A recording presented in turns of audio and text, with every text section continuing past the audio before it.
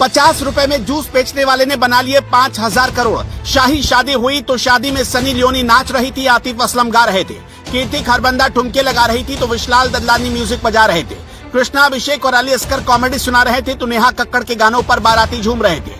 200 करोड़ की शादी, private jet से पहुंचे मेहमान, दुनिया की सबसे महंगी जगह पर हुई शादी, मेहमानों को चांदी की प्लेट पे खिलाया गया खाना, ईडी पहुंचे तो मिले इतने पैसे कि हफ्तों तक गिनने के बाद भी खत्म नहीं हुए।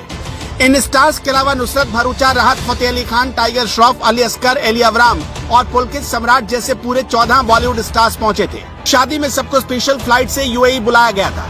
कौन है ये महाठग जिसकी शादी के बारे में सुनकर ही ईडी के होश उड़ गए? छत्तीसगढ़ के रहने वाले इस महाठग का नाम है सौरभ चंद्राकर। सौरभ चंद्राकर कौन है और उसके पास इतने पैसे कहां से आए? इसने लोगों को कैसे ठगा? ये सब सुनकर और जानकर आपको महाठग सुकेश चंद्रशेखर की कहानी भी फीकी लगने लगेगी। सौरभ चंद्राकर छत्तीसगढ़ के भिलाई का रहने वाला है। सौरभ एक बेहद साधारण परिवार से ताल्लुक रखता है और ज्यादा पढ़ा लिखा नहीं। भिलाई में वो जूस की दुकान चलाया करता था और उसकी जिंदगी बहुत संघर्षों में बीती। उसने अपनी दुकान का नाम रखा था महादेव जूस सेंटर। जूस की दुकान से वो जो भी कमाता था सट्टेबाजी में लगा देता था। सट्टेबाजी में उसे ज्यादातर मौके पर हार ही मिलती थी। एक दिन सौरभ चंद्राकर की मुलाकात पेशे से इंजीनियर उप्पल से हुई। उप्पल भी जुए में बहुत सारे पैसे हार चुका था।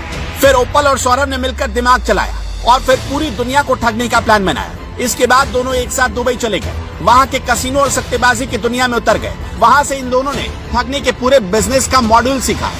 धीरे धीरे दोनों ने मिलकर ठगी का विशाल साम्राज्य खड़ा किया। सौरभ चंद्राकर और उप्पल ने मिलकर 51 से ज्यादा सट्टेबाजी वेबसाइट और ऐप बना दी। इस ऐप में छोटी रकम लगाने पर बड़ा मुनाफा देकर लोगों का लालच बढ़ा दिया जाता था और जब कोई बड़ी रकम इसमें इन्वेस्ट कर देता था तो ये लोग हड़प कर भाग जाते थे। इन लोगों का एक ऐप छत्तीसगढ़ में काफी पॉपुलर हुआ जिसका नाम रखा गया Mahadev app. Mahadev online book betting application नाम की वेबसाइट तैयार की गई। इस वेबसाइट को सौरभ चंद्राकर और उप्पल ने मिलकर दुबई से बैठकर ही ऑपरेट करना शुरू किया। धीरे धीरे भारत में उसने कई लोगों को अपनी वेबसाइट की फ्रेंचाइज देकर जोड़ लिया। फ्रेंचाइज देने का एक सीधा सा फॉर्मूला था। 70 और 30 के प्रॉफिट मॉडल पर लोग काम करने लगे। भारत में इस एप्लीकेशन से जो भी कमाई होती थी उसको मनी लॉन्ड्रिंग के जरिए विदेशों में ठिकाने लगा दिया जाता था। इसी महादेव ऐप के जरिए सौरभ चंद्राकर ने 5000 करोड़ रुपए बना लिए। सौरभ ने इसी साल यूएई में शादी की और इस पर करीब 200 करोड़ रुपए खर्च कर दिए। शादी में शामिल होने के लिए उसके परिवार के सदस्य नागपुर से प्राइवेट जेट में सवार होकर पहुंचे थे। सौरभ चंद्राकर और रवि उप्पल ने यूएई में अपना विशाल साम्राज्य बनाया। फिर लोगों को ठग कर कमाए गए इन पैसों की नुमाइश भी शुरू कर दी। इसी साल फरवरी 2023 में जब सौरभ की शादी हो रही थी तो ये शादी किसी शाही शादी से ज्यादा भव्य थी।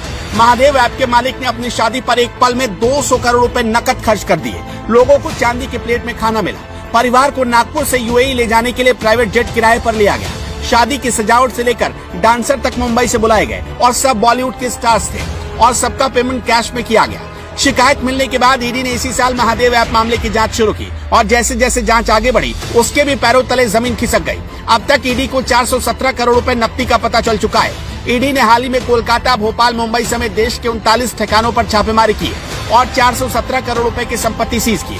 देखते ही देखते महादेव ऐप का मास्टरमाइंड सौरभ दुबई में बैठकर हर महीने महादेव ऐप के जरिए 250 करोड़ से लेकर 300 करोड़ रुपए तक की कमाई करता था। उसने सिर्फ भारत ही नहीं बल्कि दुनिया के 11 देशों में अपना नेटवर्क फैला रखा था जिसमें नेपाल, बांग्लादेश और श्रीलंका जैसे देश भी शामिल है।